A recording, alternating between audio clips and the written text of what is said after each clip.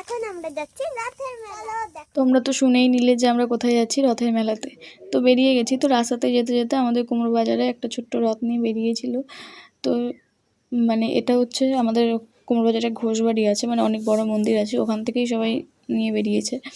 তো জগন্নাথ ঠাকুরকে আমরা প্রণাম করি, তারপরে ওখান থেকে রথ দেখে তারপরে সোজা যাই আর একটা রথ দেখতে, মানে আর এক জায়গা।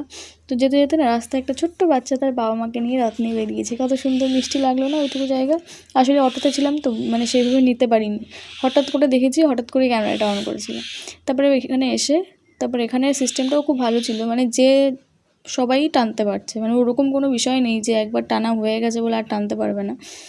তো তারপরে রথ টথ টেনে তারপরে হচ্ছে মেলা ঘুরতে বেরিয়েছি।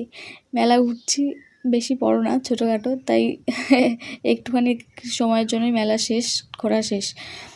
তারপর হচ্ছে সবাই ওখানে, মানে আমার বোন ক্যামেরা করছিল আর ওর বান্ধবীরা টাটা করে দিল। তারপরে আমরা হাঁটছিলাম আর প্রচণ্ড কাদা ছিল, যেহেতু এখানে একটু ঢালাই করা ছিল বলে কোনো অসুবিধা হয়নি।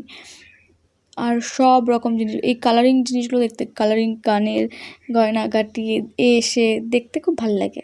আর পুতুলগুলো তো আরোই সুন্দর, কিউট। তো তারপরে ওখান থেকে চলে আসি, যেহেতু বললাম মেলা ছোটো। তো তারপরে যে মিকি মাউস বসেছিল, আর বাচ্চাদের তো এইসব দেখলে উঠতে ইচ্ছা করবেই, তো এটাই স্বাভাবিক। তো ও উঠছিল আর আমরা এখানে বসে বসে ওকে পাহারা দিচ্ছিলাম। তারপরে হচ্ছে নাচন, ও ভীষণ মজা করছিল, ওখান থেকে ওর কষ্ট হয়ে গেছে, তাই ও ওখান থেকে বেরিয়ে এসে একটা আইসক্রিম কিনে নিল। আর আমাদের দেখা গেল আমার এক ভাইজির সাথে, কি কিউট না, এই যে ভাইজির মা বৌদি, কি হাসি।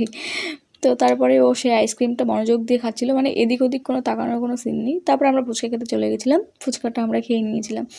আর কোথায় ভালো জগন্নাথ পুজো হচ্ছে আর রথ অনেকটা বড় হয়েছে, অবশ্যই কমেন্ট করে জানিও। আর তোমরা উল্টো রথে কোথায়, কে কোথায় যাচ্ছ সেটাও কমেন্ট করে জানিও। তারপরে আমরা শেষে দুটো গাটার কিনে নিয়েছিলাম নন্দিনীর জন্য, মানে আমার বোনের জন্য।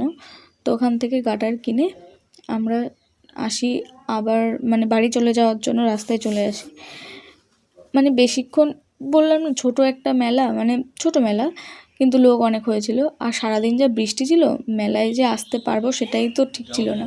বাড়ি এসে দেখি যে ও এক থালা রাজভোগ নিয়ে বসেছে। তো এই ছিল আজকের মেলার ভিডিও। তো মেলা থেকে পাঁপড় এনেছিলাম, সেগুলো দেখানো হয়নি, পাঁপড় জিলিপি সবই এনেছিলাম। তো ভিডিওটি কেমন লাগলো অবশ্যই কমেন্ট করে জানিও। চলো টাটা। তাই সে এক থালা